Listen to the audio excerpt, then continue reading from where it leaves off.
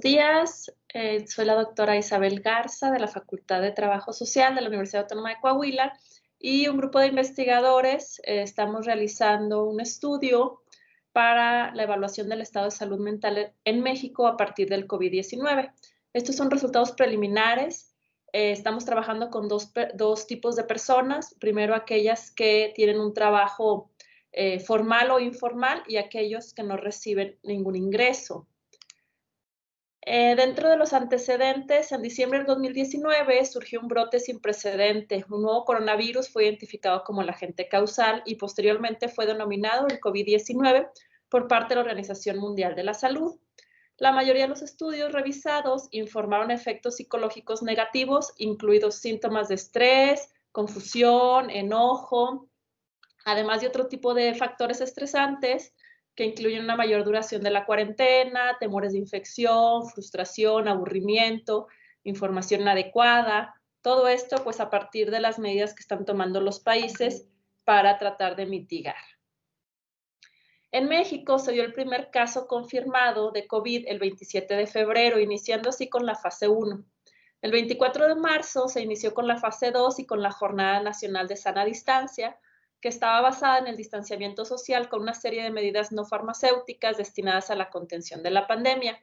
La imagen que nosotros vemos aquí abajo es la imagen que representó toda la Jornada Nacional de Sana Distancia. Se llama Susana Distancia y a partir del 22 de abril se inició con la fase 3 de contingencia, caracterizada por medidas más estrictas de confinamiento y cierre de todas las actividades no esenciales. Se cerraron escuelas, trabajos, solamente dejándose las actividades esenciales, como es, bueno, pues toda la parte hospitalaria, los que continuaron a partir de la fase.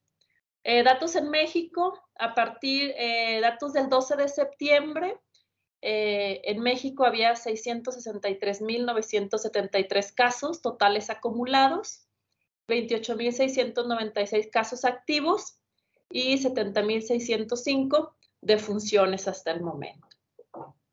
Hay que contextualizar un poquito cómo es México. En México existen 130 millones de personas, de las cuales el 18.7 tiene rezago educativo, el 18.2 no cuenta con servicios de salud, el 58.5 no tiene seguridad social, el 21% no tiene servicios básicos y el 23.4% no tiene acceso a la alimentación. Entonces estamos hablando que en México pues es una población de la cual pues hay un gran rezago en muchas de las actividades esenciales que tienen las personas y está caracterizada por también tener los índices más altos de pobreza. El 22.1% de los mexicanos conjuntan al menos 3 de estas carencias. En relación al personal ocupado y no ocupado, datos de la Organización Internacional del Trabajo mencionan que cerca del 60% de los trabajadores en México se desempeñan en empleos informales. Estamos hablando de alrededor de 78 millones de personas. ¿Qué implica esto? Bueno, pues implica un salario que no alcanza a satisfacer las necesidades esenciales del individuo, jornadas que superan las horas laborales permitidas y posibilidad de perder el empleo. Y ahora con el confinamiento que se dio en México, bueno, pues obviamente todas estas carencias se potencializan debido a que, bueno, la mayoría de ellos no solamente no podía realizar su actividad laboral, sino que pues muchos de ellos lo perdieron. ¿Cuál es el objetivo de la investigación? Es evaluar el estado de salud mental a partir del brote COVID en población mexicana que actualmente tiene un empleo, sea en la formalidad o en la informalidad, y aquella población que reportó no tener ningún trabajo o fuente propia de ingresos. En relación a la metodología, es un diseño cuantitativo con diseño ex post facto de tipo transversal y con alcances comparativos a partir de variables demográficas. Se trabajó con 939 personas con edades que oscilan de los 18 a los 85 años. El 89% fueron mujeres y el 10% hombres. El 51% indicó que trabaja actualmente y el 45% no tiene un trabajo. El resto está en jubilados o pensionados.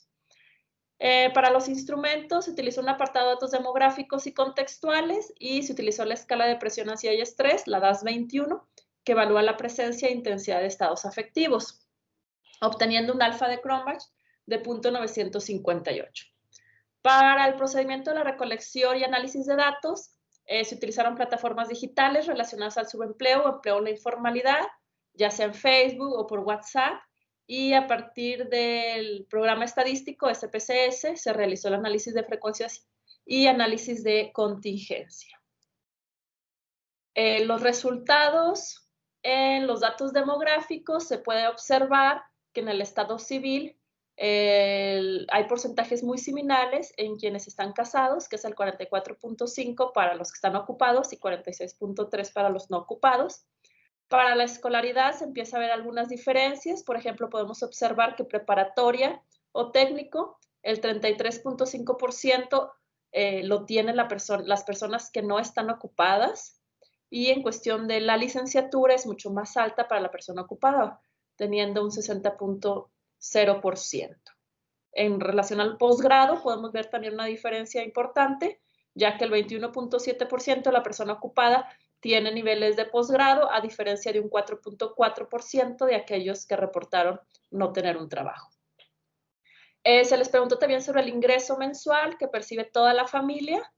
Se puede observar que más de 12,000 pesos fue el porcentaje mayor en las personas ocupadas, con un 46.7%, y en las personas no ocupadas el porcentaje mayor se ubicó de 3,000 a 6,000 pesos. Entonces también se puede observar una diferencia importante en cuanto al ingreso. Dentro de los datos contextuales se les preguntó a los participantes cuál es el nivel de confianza que tienen en la capacidad propia del médico para diagnosticar o reconocer COVID-19.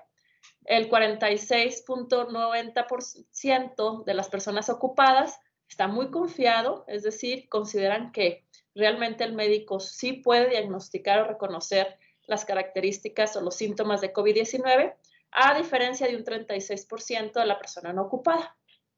Se les preguntó cuál consideran que es la probabilidad de contraer COVID durante la epidemia. El 24.4% de la persona ocupada menciona que es muy probable, a diferencia del 19.5% de las personas no ocupadas.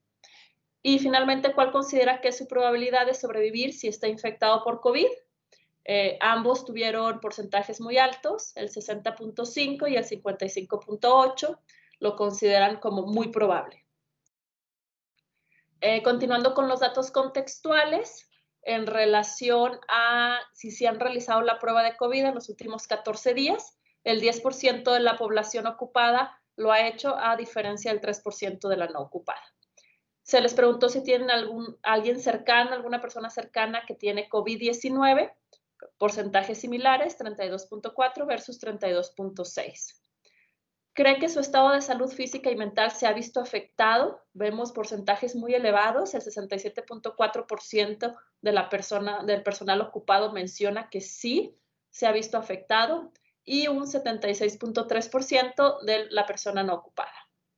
Finalmente, se les preguntó si consideran la necesidad de recibir atención psicológica a partir de la pandemia. El 42.2% del personal ocupado mencionó que sí, y el 54.4% de los no ocupados también mencionan la necesidad de recibir atención psicológica. En cuanto a los resultados del DAS 21, se midieron los 3 niveles, que es nivel de estrés, ansiedad y depresión, en la población ocupada y no ocupada. Entonces, podemos irnos a la gráfica al lado izquierdo de arriba, donde podemos observar que en cuanto al nivel de ansiedad, para el personal ocupado, el 54.1% se reporta como normal, a diferencia, por ejemplo, de los no ocupados, que tienen un 38.8%. Sobresale el nivel extremadamente severa en el personal no ocupado, que podemos observar que está en un 26%, y en el personal ocupado un 18.9%. En cuanto al nivel de depresión, podemos observar que la mayoría en los dos grupos poblacionales se encuentra en niveles normales, con un 67% para los ocupados y un 47.6% para los no ocupados. Sin embargo, a partir del nivel leve, moderado, grave y extremadamente severa, bueno, se ve donde van incrementando por ahí los niveles de depresión. Finalmente, para el nivel de estrés, los no ocupados y los ocupados, la mayoría se encuentra en los niveles normales y se puede resaltar por ahí el 10.2% del personal no ocupado, que considera sus niveles de estrés extremadamente severa, y un 5.7% que lo considera el personal ocupado. Para las conclusiones, bueno, se identificó en esta primera fase que la sintomatología en relación a la ansiedad, depresión y estrés fue considerable para la población de estudio, es decir, ambos grupos reportan ciertos niveles de estrés, ansiedad y depresión. Hay que recordar que este es parte de un estudio más amplio que evalúa el estado de salud mental a través de un estudio longitudinal, es decir, que por ahí del mes de octubre se va a volver a evaluar a la población para identificar si hubo cambios en torno al nivel o a los niveles reportados de estrés, depresión y ansiedad. También es importante destacar que se observó que los participantes que no tienen un trabajo presentan niveles más elevados, especialmente en el moderado, grave y extremadamente. La ansiedad fue la sintomatología que predominó en ambos grupos, por lo que es importante trabajar en técnicas que ayuden a disminuirla a partir de la pandemia en México. Muchas gracias por su atención y estamos a la orden. Saludos desde México.